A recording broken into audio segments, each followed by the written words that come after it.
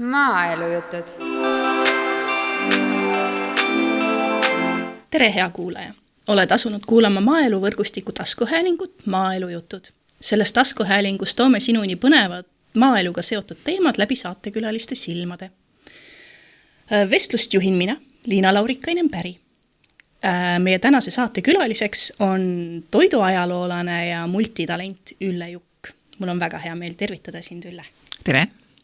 Räägi, oled sa põline jõgevamaalane? Kust oled sa pärinud nii suure huvi toiduajaloo vastu? Kas juba päris lapsepõlvest?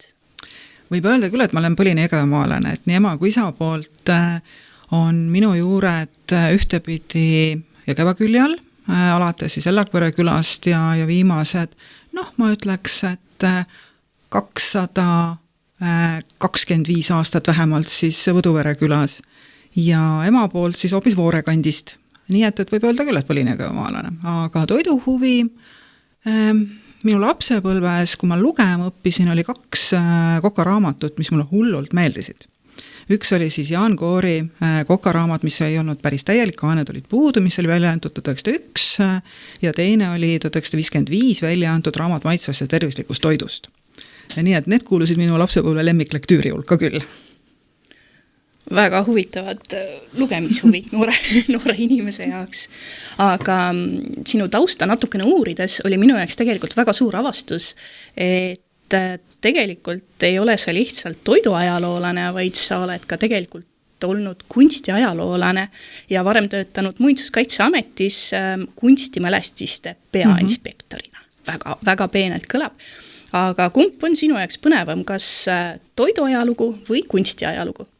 Tegelikult on mõlemad põnevad, et kunstiajalooni viis mind huvi, kuidas ma ütlen, tööstusarhitektuuri vastu. Nii et minu uurimisteema tegelikult oli tõesti elektrijaamad ja nende arhitektuur. Nii et hiljem ma siis sattusin tõesti Muinsuskaitseametis tegema rohkem pigem siis kunstimälestistega tööd, ehk siis tegelikult väga ilusate asjadega, mille hulka kuulus ju kirikuinventar, mõisates olevad esemed ja nii edasi. Nii et seal tegelikult on hästi oluline detail, mis tihtipeale räägib rohkem kui see suur plaan. Ja toiduajaloos on täpselt samamoodi. Detail on see, mis reedab ja selle koha pealt minu kunstiajaloo õppejõud Kaur Alta on mulle võib-olla selles suhtes olnud hästi suureks eeskujuks, et tema alati rääkis sellest, see on too, aga ja vot siis tuli see detail, mis hakkas asju reetma ja täpselt ajaloos ükstapuha on ta siis tavalises ajaloos või toiduajaloos on täpselt see sama detail, mis tegelikult võib hoopiski kõik kaardid segi lüüa ja reeta tegelikult saladuse. Väga põnev. Sa pead ka väga populaarset toidublogi, mille pealkiri on hästi intrigeeriv tegelikult. Peenrarott toit on ajalugu. Kust kohas see nimi tuli ja miks on sinu jaoks alati oluline rõhutada, et toit on alati ka lugu, mitte ainult kütus? Tõepoolest, blogi pidamine hakkas pihta aastal 2010 ja mul oli tegelikult blogil hoopis teine nimi alguses. See oli Tiramisuust ja Fata Morganast. Tol ajal oli blogimine suhteliselt populaarne ja toidublogijaid oli ka päris palju ja sa pead ju kuidagi moodi eristuma. Ja need 2 nime poolt tähendasid minu jaoks ühtepidi toitu ja teistpidi lilli, sest Fata Morgana oli üks liilia sort, mis mulle tol hetkel väga meeldis ja hästi intrigeeriv ja tekitas tohutult küsimusi. Ja minu toidublogi pidamine hakkas üldse sellest pihta, et enam-vähem nii nagu paljudელgi, et sa pead kuhugi oma retseptid jäädustama, mis sulle meeldivad ja väga palju kollaseid lipikuid hakkas juba muutuma tüütavaks ja mõtlesin, et kuidagi organiseerida. Ja üks minu tuttav pidas seda ja ma leidsin, et see on täpselt see koht. Aga aja jooksul teemad muutusid, tuli rohkem ajaloo teemad sisse ja see oli aasta 2024, kui ma pealkirja muutsin ära. Ja nii ongi see, et ma arvan, et üks viimased 5 aastat vähemalt on olnud põhirõhk pigem sellel ajaloo poole peal ja retsept on seal pigem illustratiivne. Aga peenrarott oli siis selle järgi ka, et mulle tõesti meeldib katsetada aias ja mulle meeldivad kohalikud sordid ja sellest siis see nimi tuli. Seda muutma ei ole ma hakanud. Väga tubli, ma arvan, see nimi on väärt pikat jätkamist. Aga peale selle, et sa oled uurinud väga palju vanu kokaraamatuid, oled sa andnud ka enda väikese panuse, et meie retseptiriiulitel oleks ka veel üks raamat. Oled välja andnud ka ise ühe raamatu. Räägi meile palun sellest natuke. Sellega juhtus niisugune lugu, et ütleme nii, et koostöökojas igapäevaselt ma ju tegutsen siis toiduprojektidega ja kahtlemata on tulnud erinevatel aegadel rääkida ka sellest, mida meil on varem söödud või mis oleks see Jõgevamaa toit. Ja ma arvan, et see oli 2019. aastal, kui tehti ettepanek, et peaks rääkima ühel sellise rahvakultuuri seminaril siis meie toidupärandist ehk mis meil on siis nagu erilist.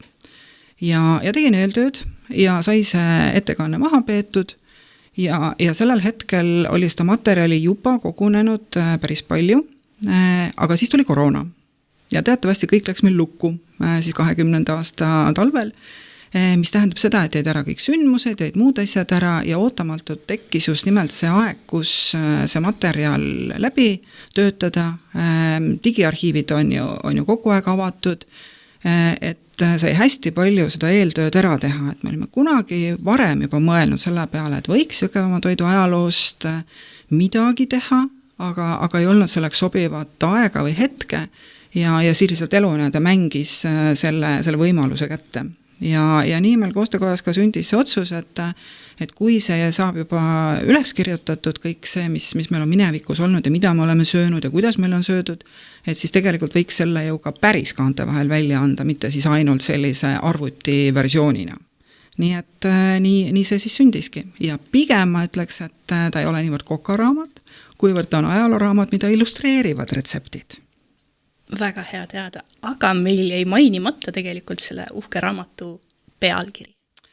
Ja selle pealkiri on Luisest kiisakalast Koheva munavõini ja selle kiisaga on see, et miks selline pealkiri sai valitud, jällegi selline intrigeeriv pealkiri, et kui lugeda inimeste mälestusi, Eesti Rahva Muuseumis on ju hästi palju välitööde materjale ja on ka inimeste enda saadetud materjale ja kui lugeda neid, siis kala teemal just nimelt see kiisk on olnud hästi läbiv, sellepärast, et Peipsi paremad kalad ju läksid müügiks suurte linnade turgudele ja koha peale jäi siis see odav kala, mida siis talumehed said endale osta, maksis ju ka kõvasti vähem.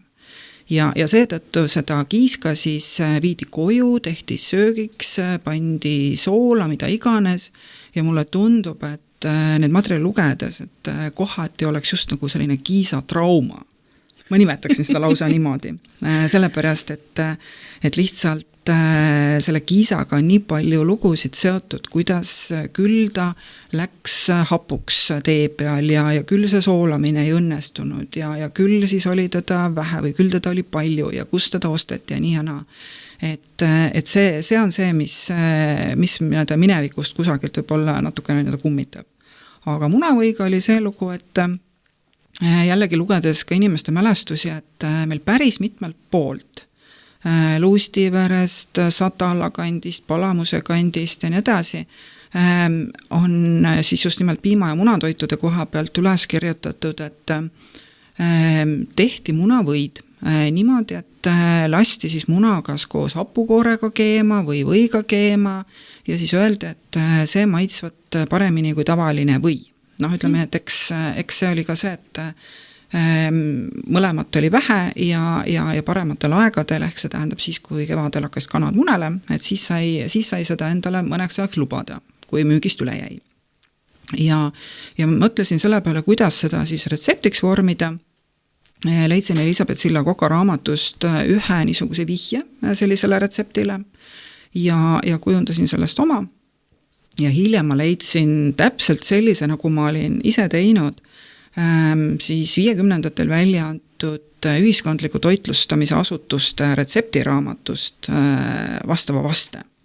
Kusagilt rohkem ma pole seda leidnud ja ma ei ole seda niisugust munavõi tegemise õpetust leidnud ka muudest piirkondadest, mida ma olen uurinud, sest elu jooksul on siin uuritud ka teisi piirkondi niivõrd-kuivõrd, et ei ole nii-öelda otsa komistanud. Et selles suhtes on jah, niisuguse või tegemine natuke teistmoodi ja miks siis mitte? Aasta 2026 on sinu kui jõgevamaalase jaoks ilmselgelt väga-väga tähtis aasta, sest et Jõgevamaa on Eesti aasta toidupiirkond.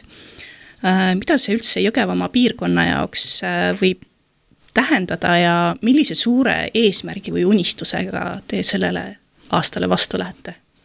Ühtepidi on rõõmus see, et me saame olla siis 11. toidupiirkond, kuna neid on valitud siis aastast 2016 alates. Esimene oli Hiiumaa, siis tuli Peipsimaa, kus me tegelikult ju olime ka natukene näpupidi ukse vahel, sellepärast et Peipsimaa on ju kogu see Peipsi rannik ülevalt alla, nii et Jõgevamaa jääb sinna sisse ka. Ja tegelikult mul on hästi hea meel selle üle, et me saame jätkata Tartumaast, sellepärast, et ju ajalooliselt on olnud 2/3 Jõgevamaad ju vana Tartumaa osa, nii et mina ütleks seda, et me jagame Tartumaaga ühiseid toidutraditsioone ja ühte maitset, kui nii võiks öelda. Nii et kindlasti teatud asjad on meil ju möödunud aastaga sarnased, mida me sööme, mis on meil harjutud sööma. Aga selline suurem eesmärk on kindlasti see, et eks iga toiduaasta mõtleb selle peale, et kuidas silma paista või mis on nagu erinevad võrreldes varasematega. Ja meie pigem mõtleme selle peale, et kuidas me Jõgevamaast üleüldse räägime, sest tavaliselt öelks, mis teil seal nüüd siis sellist nagu erilist on, eks ju. Et ei ole ju sellist mulgiputru ja võib-olla veel mõnda niisugust, mida teatakse teistest piirkondadest, et Jõgevamaa on ju tegelikult, võib öelda, et nagu 2 poolega, et meil on sisemaa, mis on hästi põllumajanduslik, kus on suured põllud, head põllud ja suured viljakasvatusettevõtted. Ja teistpidi meil on Peipsi äär, kus on vähe põllumaad, aga sellest on kalapüük ja köögiviljakasvatus. Et pigem me räägime sellest, mida meil on söödud, mis on meie traditsioon. Ja eks toiduaasta ongi see, et kui inimesed siia tulevad, siis nemad ju peavad leppima sellega, mida meie neile pakume. Väga huvitav. Teie toiduaasta avaüritus toimus ajalooliselt tegelikult väga-väga olulises kohas Jõgevamaa Laiuse Ordulinnuse varemetes.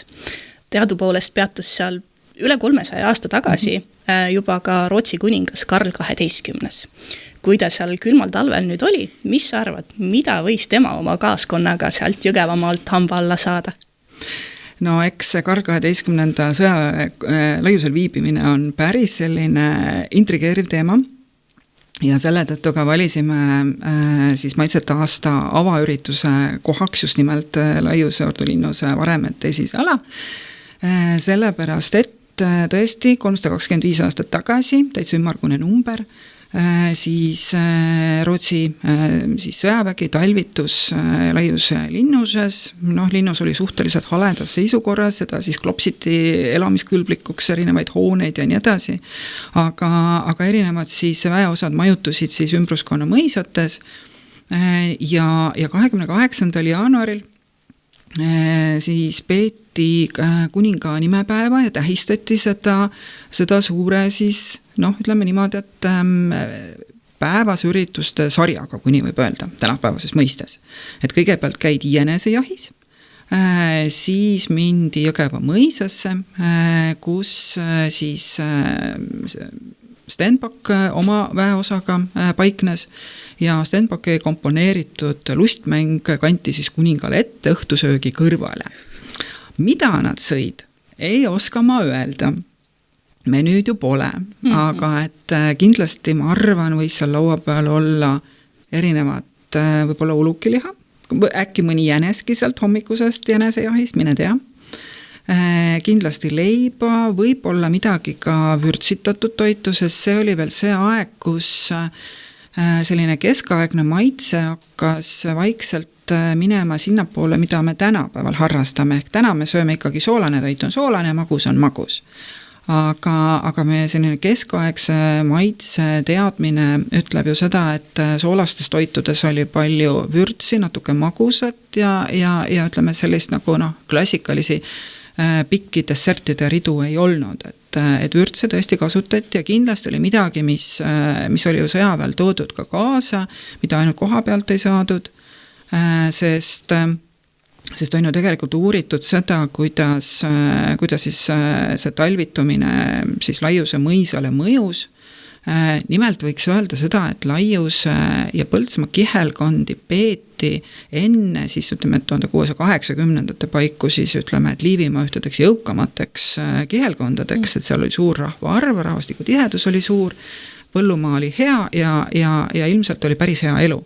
Aga siis tuli suur näljahäda, tuli siis kuningat talvitumine, siis veel hiljem venelaste rüüsteretked, nii et kui Põhjasõda hakkas lõppema, siis Laiuse kihelkonna kohta on öeldud, et see oli kõige enam kannatanud kihelkond Liivimaal, nii et sellest suurest uhkusest oli saanud tõeline viletsus.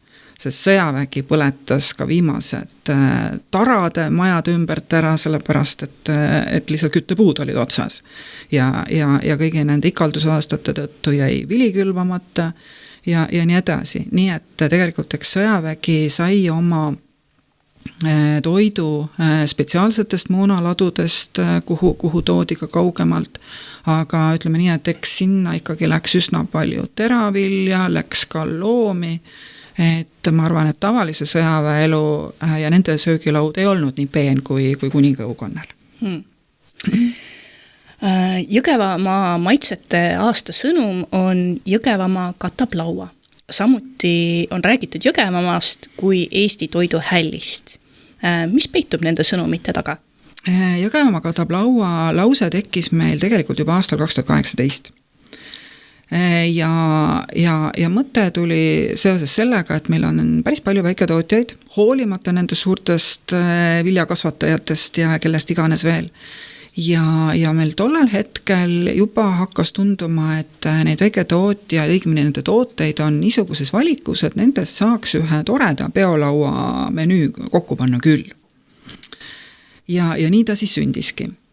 Ja aastate jooksul tegelikult me oleme nagu püüdnud just nimelt kommunikeerida seda, et meil on päris rikkalik tootjate valik, et me tõepoolest saame selle toidulaua katta, aga meil oli senimaani üks tootegrupp puudu, need olid jahutooted. Et me pingsalt tegelikult ootasime seda, kuni tuleks meile ka üks selline, kas viljakasvataja või veski või see, kes vähemalt me oma põllul kasvatatud vilja kuskil mujalgi kas või ära jahvataks ja oleks meil ka siis mingid jahutooted pakkuda. Aga tänavusest aastast on ka see auk täidetud.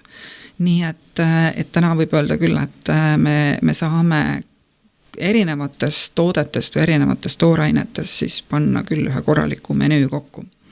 Aga sinna kõrvale tekkis tegelikult täna ka üks sama teine lause, mida sa mainisid, et Jõgevamaa on Eesti toiduhäll. Ja see lause sündis tänavu suvel.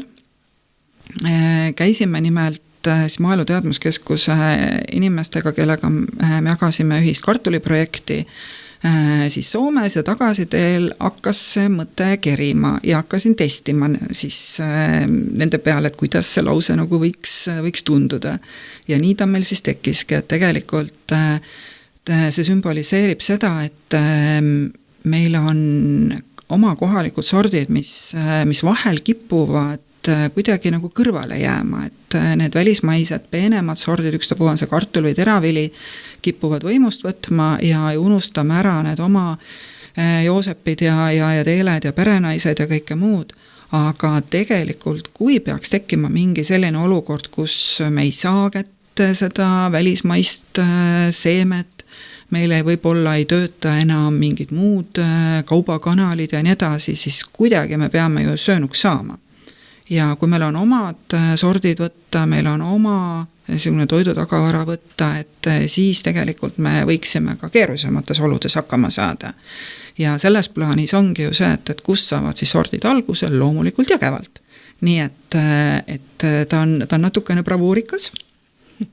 aga me oleme selle üle ise väga rõõmsad, et Jõgevamaa tõesti on Eesti toiduhäll.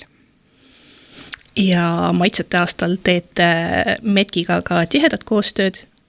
Igal juhul. Väga äge. Aga mul on selline küsimus sulle, et kui sa peaksid ütlema, kuidas maitseb Jõgevamaa, millise toidu või toiduainega sa seda kirjeldaksid? Ma ilmselt kirjeldaksin seda ikkagi kartuliga. Sellepärast, et kartulil on tegelikult mitu tähendust. Üks on see, et jah, et ta on selline toiduaine, mida on ju väga pikalt söödud, ütleme, et tegelikult aluses plaanis võib olla see niisugune 19. sajandi teises pooles tänaseni ei ole pikka aeg, aga igapäeva elus meil see tegelikult on juba päris pikka aeg. Aga teine pool on ka see, et Jõgeval aretatud Jõgeva kollane, mis on juba tublisti üle 80 aasta vana, on täna ikkagi, ma ütleks, et tükk aega juba uues sõiduvees. Selles mõttes, et kevadel seemnefestivali ajal inimesed jooksevad talle tormi, temast räägitakse ja kunagi ühel Jõgevamaa arengukonverentsil Raul Rebane tõigi selle välja, et kuidas turundada, eks Jõgevamaad oli küsimus ja nii edasi, et mis võiksid olla need märksõnad, millega Jõgevamaad müüastudes, aga teil on Jõgeva kollane olemas, mida te veel tahate. Nii et me oleme tagasi selle juures, et kui võib-olla 70-ndatel see Jõgeva kollane ei olnud nii populaarne, 8-90-ndatel ta võib-olla hakkas uuesti koguma seda populaarsust, et teda toodi ikkagi, ütleme nii, et pätsuaegne kartul versus selline, ütleme, et sinine, imeliku maitsega vesine mugul, eks ju. Et täna on tal teistsugune populaarsus, kus sellest kartulist on saanud võib-olla oma, et mina ütleks, et lausa ikoon. Siis tegelikult ju inimesed iga kord enam ei osta mitte selle Jõgeva kollase maitset, vaid nad ostavad selle kartuli nime. Pean ka ise kartulit hakkama sööma rohkem. Aga millised on sündmused või algatusel aastal 2026, mida ei tohiks ükski toidusõber Jõgevamaal maha magada? Eks aasta jooksul tuleb neid sündmusi ju päris mitu, eks ju, neid ei ole ju mingi 2-3. Ja sinna sisse mahuvad erinevad teemapäevad, erinevad festivalid, ju tegelikult ka kohalikud kohvikute päevad. Lisaks on ju meie toidutootjad väljas erinevatel laatadel ja niisugustel suurematel müügiüritustel. Aga me oleme teemade osas valinud välja mõned, mis võiksid Jõgevamaad rohkem iseloomustada ja oleme välja valinud toorained, mis kõneleksid meie lugu ja mis oleksid ka sellised harivad. Üks on latikas ehk kala, teine on tomat, 3. on mesi ja 4. on kartul. Ja nende teemapäevade jooksul püüame inimestele avada siis selle tooraine erinevaid tahke ehk olla inimestele võib-olla teejuhiks, kuidas kasvatada, kala kasvatamisega me ise küll ei tegele, eks ju, aga pigem siis selle sama tomati ja kartuli puhul, et kuidas kasvatada, millised on eripärad ja siis me läheme kõigi 4 puhul edasi sellega, et kuidas kasutada toiduks, ka toiduõpitoad ja kõik 4 teemapäeva lõpevad siis ka teemakohase õhtusöögiga, kus siis selle päeva peakangelane on taldrikule pandud. Need on siis alates siis maist kuni novembrini, et iga teema on siis erineval ajal. Aga kevadet me võib-olla alustame juba tegelikult märtsis, kui on Jõgeva alevikus siis seemnefestival, tänavu siis juba 5, et me oleme juba nii kaugele jõudnud sellega. Ja tõepoolest, et kus saab siis osta kohalike sortide seemed, kohalike tootjate kraami ja võtta kaasa siis erinevad nipid võib-olla ka siis söögi tegemiseks. Et see on niisugune sündmus, kus on tõesti tuldud kohale ka teisest Eesti otsas selleks, et just nimelt seda Jõgeva kollase seemed saada endale ja kevadel maha panna.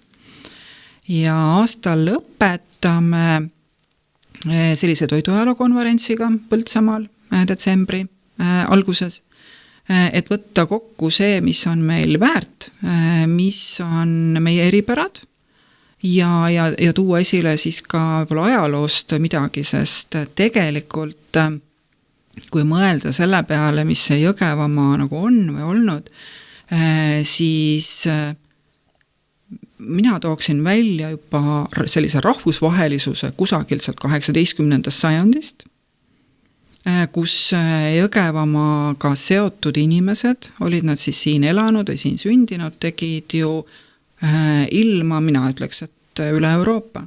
Et kui me räägime Johann Georg Eisenist, kes oli tormapastor, ja leiutas siis toiduainete kuivatamismeetodi, mis levis siis päris mitmesse Euroopa riiki, ta sai sellest erinevaid autasusid ja tema kuivatamise õpetuse raamatud tõlgiti mitmetesse keeltesse, või siis Laiusel sündinud Rainerus Brockmann, kellest sai hiljem siis, kui ta põgenes Põhjasõja alguses siit Rootsi ja töötas edasi Norrköpingis pastorina, siis tema andis välja Rootsi esimese kodumajanduskäsiraamatu, hästi mahuka, kus ta ka siis mõnda teemat nagu kirjeldas, mismoodi midagi tehti Liivimaal või siis Laiusel.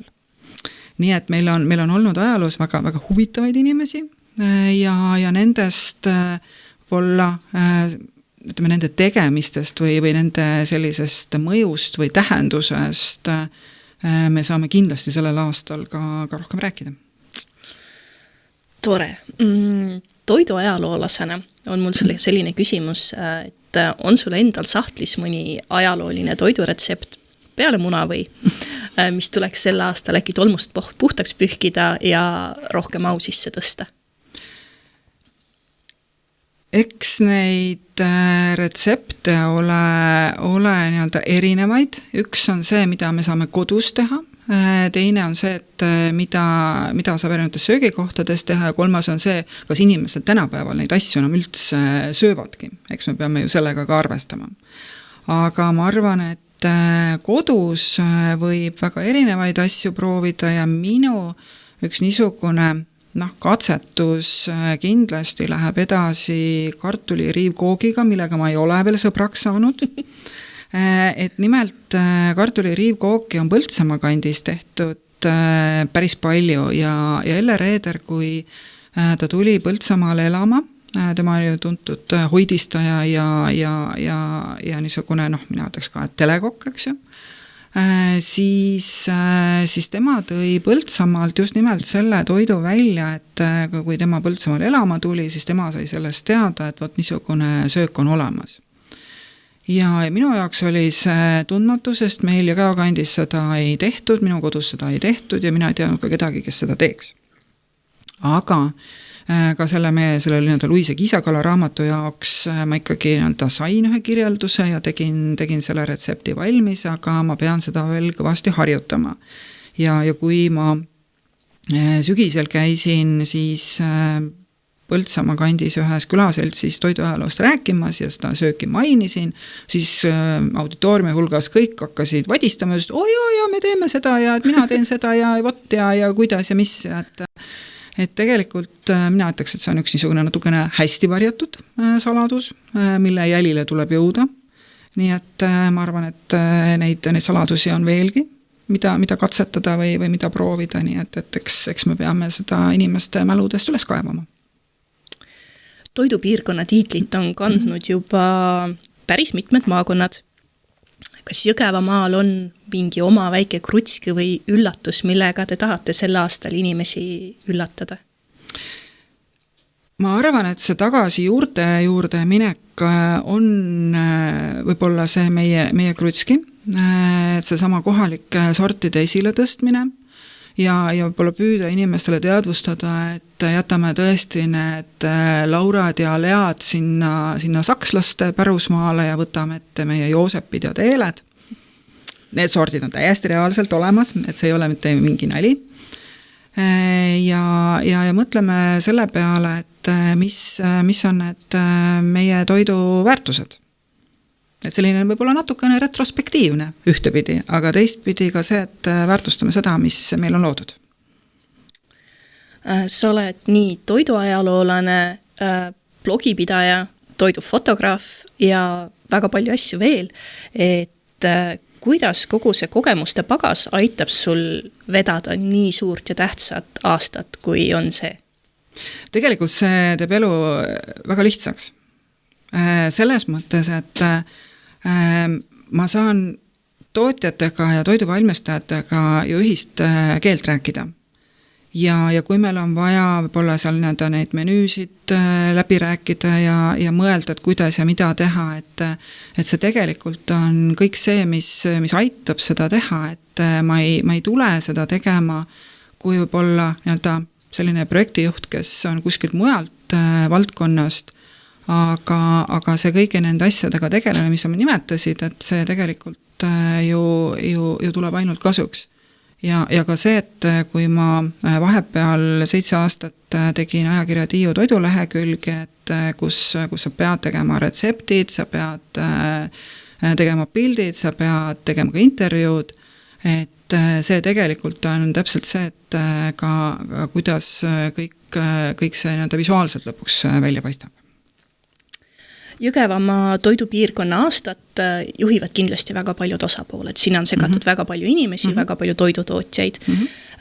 Kuidas saavutada see, et ka mõni kõige väiksem toidutootja siin Vooremaa serva peal tunneks, et ka tema on osaline sellest väga tähtsast aastast, et ka tema aitab seda lauda katta?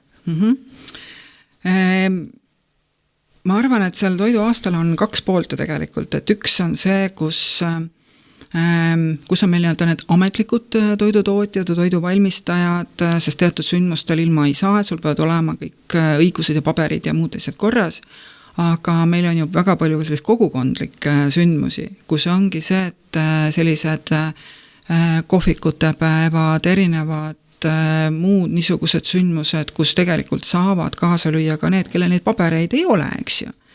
Nii et ma arvan, et just nimelt, et läbi selliste, minu nimetusena praegu ametlike müügisündmuste, just nende kogukondlike sündmuste saavadki ju kõik osapooled ju kaasa lüüa. Et siin on ju erinevad külaseltsid, kes erinevaid sündmusi korraldavad ja nii edasi. Nii et ma arvan, et ka see, kui